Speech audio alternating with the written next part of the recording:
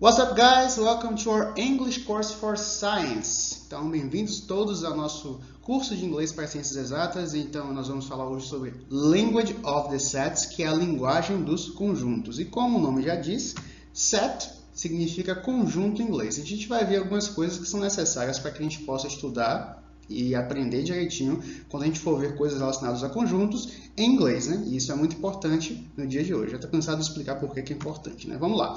Então, alguns conjuntos são bem famosos. Nós temos natural numbers, que é números naturais, representados pela letra N. Então, vai ficar N for natural numbers. Ok? Nós temos aqui Z for integers. Então, Z vai representar os números inteiros, como a gente também viu na nossa última aula. Nós temos Q, lembra como é que fala a letra Q?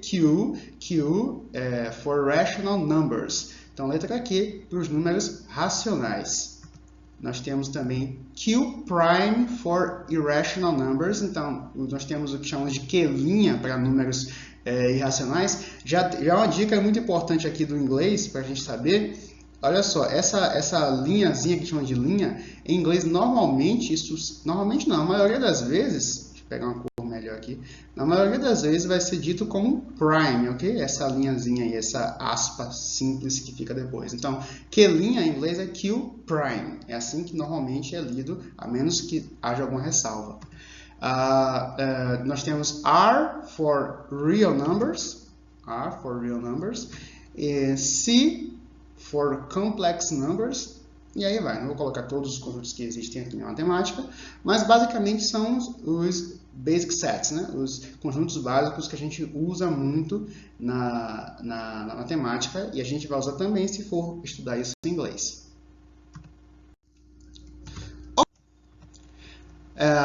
Set A. Vamos imaginar um conjunto A aí, e nós temos aqui, ó, curly brackets. Lembra que o nome disso aqui da chave é curly brackets. A, B, C e D, curly brackets. O ponto alto é o seguinte. A gente sabe que em português eles são os elementos de A, não é? Em inglês a gente vai falar que A, B, C e D are members. Members, ou também podemos falar que A, B, C e D are elements of A. Então, a gente pode falar elements, que é quase igual ao português, ou members, que também é fácil de lembrar.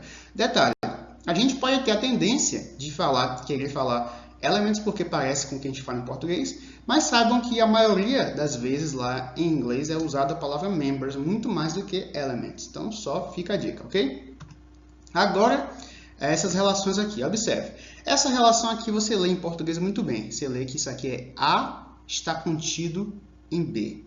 Aí você que tem um estudante talvez que não está vendo o nosso curso aqui de inglês para ciências exatas, talvez resolva tudo com o Google Tradutor e vai dizer, como é que eu vou falar isso? Aí eu vou dizer, A está is, aí procura lá como significa contido, ele vai achar contained in B, ok?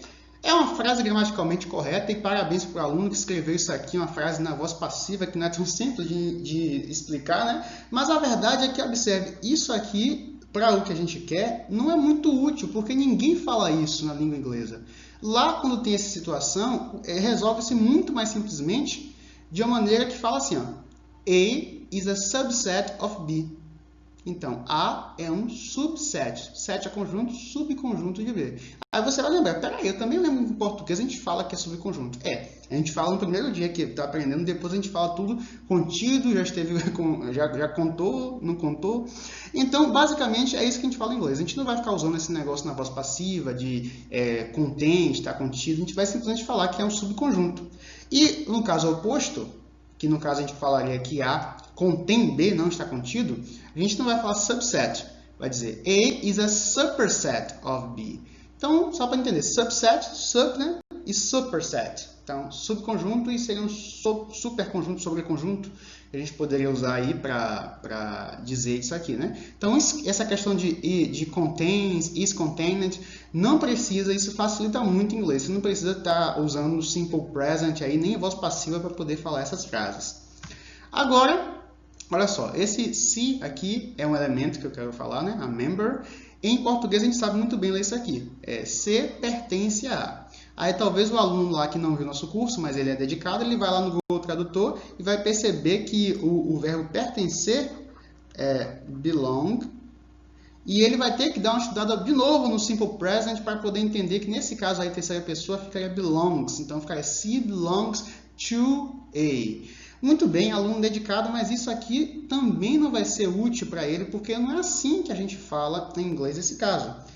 É muito mais simples. Veja só, se eu quero dizer que C pertence a A, eu simplesmente digo C is in A, ou seja, C está em A, está dentro de A, está dentro do conjunto A, basicamente. E você deve imaginar que a negação é tão simples quanto. Se eu quero dizer que C não pertence a A, eu só digo que, no caso aqui eu usei outro D, né? D is not in A. Então, basicamente isso. Olha só como fica simples, na verdade super simples isso aí. Agora, nos últimos casos, nós temos aqui esse símbolo, que você também sabe muito bem que é a união entre A e B. Em português, a gente tem um costume de falar A unido a B. Aí você talvez quisesse traduzir e procurar como é que fala unido. Aí vai procurar o verbo unir, que é unite, colocar no passado, no particípio, que é united. Fica A united to be. Será que fica assim? Olha que bagunça. Em inglês, a gente vai usar um termo mais simples. Ó. Union of A e B. União de A e B. Pronto. União de A e B. E não precisa se preocupar mais com nada. E o mesmo com esse outro símbolo aqui, que você sabe que é interseção. E nesse caso aqui, não precisa falar A intersection D, que isso nem sequer é uma frase, você vai falar intersection of A and D, interseção de A e D. Então, observe que é só você seguir a lei do mais simples, na vara de Ockham, que você vai chegar nas expressões corretas. Isso aqui, pense aí, você então, para aprender essa linguagem aqui, talvez você pegue muito mais rápido do que você teve que aprender no português, né, quando estava estudando conjuntos pela primeira vez. Exercise time. Então, temos um exercício para finalizar aqui. True ou false, a gente tem que marcar verdadeiro ou false. Nós temos aqui, ó, 3 sets, 3 conjuntos, A, B e C. The members of A are 1, 2, 3 and 4. Members of B are 2 and 4. Members of C are 1, 3 and 5, ok?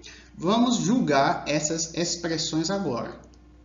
C has 3 members. Então, está dizendo que C tem 3 membros, então a gente consegue perceber 1, 2, 3. Então, isso aqui vai ser true, ok? A outra aqui, B is a superset of A. Está dizendo que B é o que? Um sobreconjunto de A. Em outras palavras, está dizendo que B contém A. E a gente vê que isso não é verdade. Na verdade, A contém B. Então, seria A is a superset of B. Então, esse aqui, no caso, é false.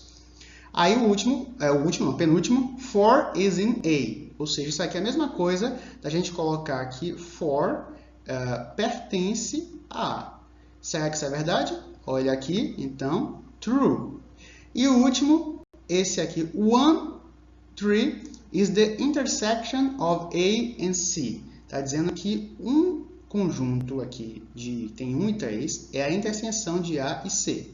E se a gente pensar aqui, ó, que os elementos que tem em A e C são 1 e 3, nós vamos ter também essa expressão como verdadeira, ok? Então, true, false, true and true.